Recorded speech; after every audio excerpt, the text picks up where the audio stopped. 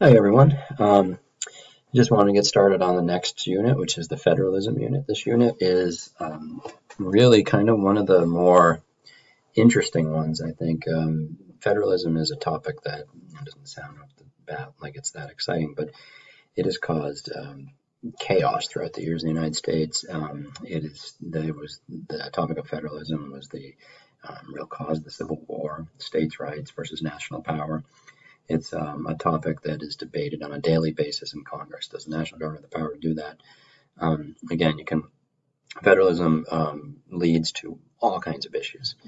It is something that you can apply right now. Well, I say right now because it's July and we're dealing with the COVID situation, but with all the states and their different responses to COVID and how they're all handling it differently. Anyway, so I am going to get started on this info for today. And I'm going to start here on the PowerPoint and just go through some quick definitions here. I'll skip, well, federalism is shared power between national and state governments, and I'll skip down to a real quick review of the three different types of government that we had in the last chapter. Unitary government is when there's basically only a national government. National government has all or the vast majority of the power. The other two types to fill in those blanks, remember, are federal government, which is what we have. So a federal government is a situation where the national government has some powers and the states have lots of powers too, so they share. And then the third type doesn't exist anymore, and that's a confederate government, where all the power is in the hands of the states. So forget that one. So we'll say unitary is a national government only, but we are a federal government where we share powers. Dual federalism, the definition for dual federalism is really originally, it's how the Constitution was done originally, where it listed 17 specific powers for the national government. They can do these 17 things. And then the states pretty much did everything else, according to the 10th Amendment. And so dual federalism is also called layer cake federalism. If any of you know, if you were to take a layer cake, and cut it in half, pull half away, and look at a cross section of it, a layer cake, you'd be able to see 2 or 3 distinct layers, where it'd be like one part of a cake and some frosting, another part of the cake, and they'd be separate. And so much of American history up until the early 1900s was marked by dual federalism or layer cake federalism, where the powers of the states and the national government were separate and distinct. Now, the types of power, we'll come back to that, some visuals in a little bit. Types of powers, enumerated powers. Enumerated powers are numbered or listed powers. Those are spelled out in Article 1, Section 8, which we skimmed through the other day, and we'll do real quickly here today too. So enumerated or listed powers are the powers for the national government spelled out in the Constitution. Reserved powers are for the states. The 10th Amendment says powers that are not listed for the national government are reserved for the states. So enumerated powers, national government, reserved powers for states. Concurrent powers would be powers that are for both national and state. The most common, the most obvious would be taxing, like you get taxed at all levels of government, so that's a shared power. Education's a state power, but some would say there's a national element to it. Police powers are, you have the military and the National Guard, and you have police, state and local police. So those would be concurrent powers. So concurrent powers are both national and state. Now, the 10th Amendment is there at the top. Just like I said, so the powers not delegated in the United States by the Constitution nor prohibited to the states are reserved to the states. So reserved powers are state powers. Now, you see these, again, I'm not going to spend much time on them, but Article 1, Section 8 lists 17 specific clauses and says things that the national government can do. So you're skimming down through this. You don't think of these, maybe established post offices, even those are going away, but you don't think of many of these things ever. I mean, an army and a navy, but most of this is just stuff that you don't care about. And so it goes through blah, blah, blah. And at the bottom, this is the 18th clause of Article 1, Section 8. And this clause, to make all laws which shall be necessary and proper for carrying into execution the foregoing powers, and all their powers vested, etc. Necessary and proper clause is usually defined as the government can do things which is necessary for it to kind of run or whatever. But if you look at it specifically, and this is where someone who has a strict view of the Constitution, a strict constructionist view, would say, no, read it. It says the government can do things that are necessary and proper for carrying into execution the previously listed powers. And if it's not something that's previously listed and related to that, they shouldn't be doing it. Well, a lot of people then, I think most of us would say, oh, it's okay if there's maybe NASA or if there is the TSA.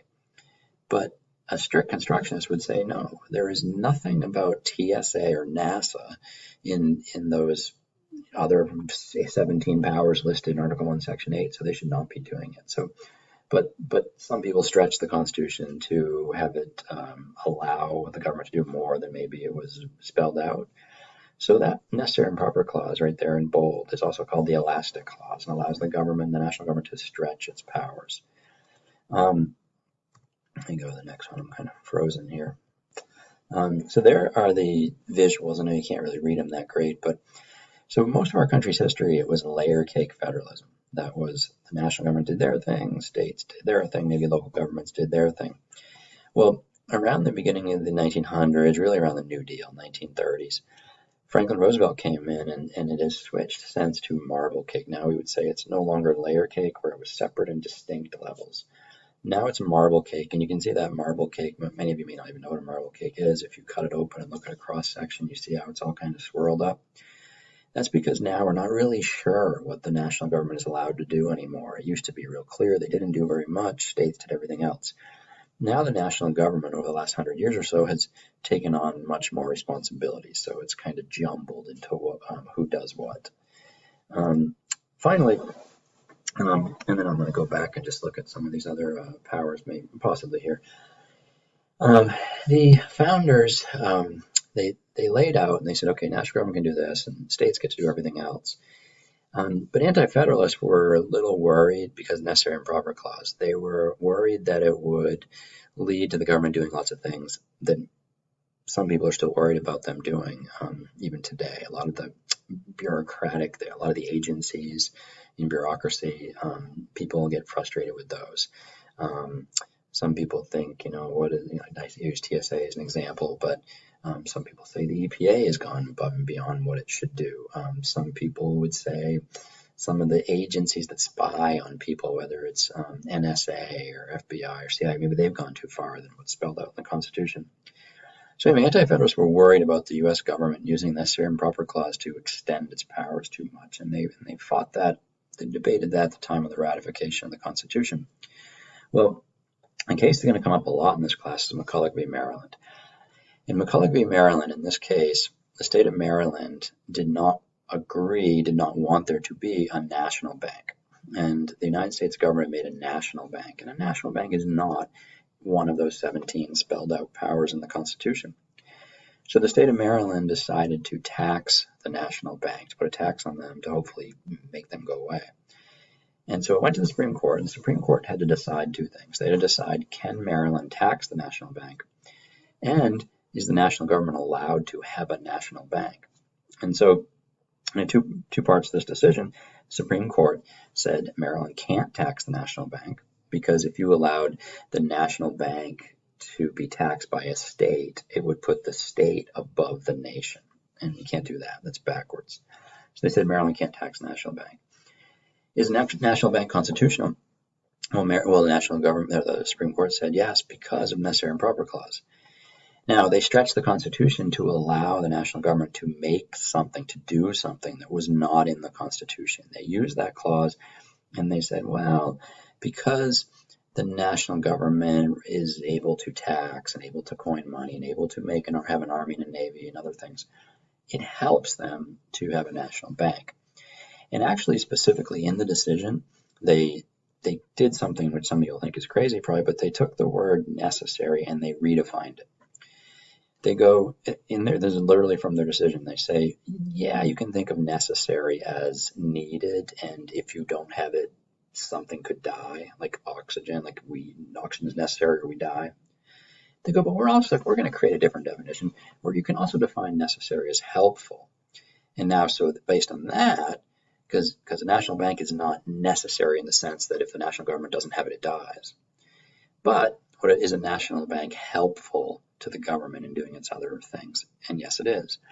So based on that decision, McCulloch v. Maryland allows the national government to stretch its powers continuously and to do a lot more than maybe what was spelled out in the Constitution.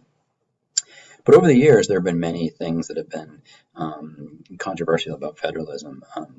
Some of you may remember from history class, the southern states believed in the doctrine of nullification. They felt that before the Civil War that they should be able to not have to follow a national law because the states agreed to be part of the country. They should then not have to follow the laws. And so that was scrapped. Most scholars believe that's really idiotic in a way because the country would fall apart. The Dred Scott decision, we're going to get into that one a little bit later, but that was a decision that favored states' rights. There are lots of controversial aspects to it, but it favored states' rights in the sense that new territories were in Dred Scott. The Dred Scott decision canceled a lot of the compromises that had been made that limited slavery in some of the new territories, and it allowed territories to decide when they became states, they would get to decide if they would be slave or free. Without getting into all the details, because I can draw that one out, just to understand, Dred Scott was a states' rights decision. The Civil War, now that's the biggest. Just actually about 3 days ago, I visited Gettysburg and Fredericksburg battlefields, and I love talking about the Civil War. The Civil War, it's interesting because it was a federalism dispute. When I was in school, you learned, the Civil War was fought over slavery. And then by the time I started teaching, and even today, we were told the Civil War was fought over a battle of states' rights. It's like, well, okay, but what? What was the right they wanted? I mean, the South wanted slavery, and it was a battle in a way over slavery. But, okay, so states' rights. They fought over states' rights. And so, there are a million casualties in the Civil War fought over states' rights and the debate on federalism. So anyway, I'll hold off on the Interstate Commerce Clause in the Constitution and the Interstate Commerce Commission. But just understand that federalism is this argument over who should do what. Who do you trust more? Should the national government have more power? Should the states have more power? It does go a little bit of a ways until this is decided into figuring out if you were a liberal or conservative, or say you're Republican or Democratic.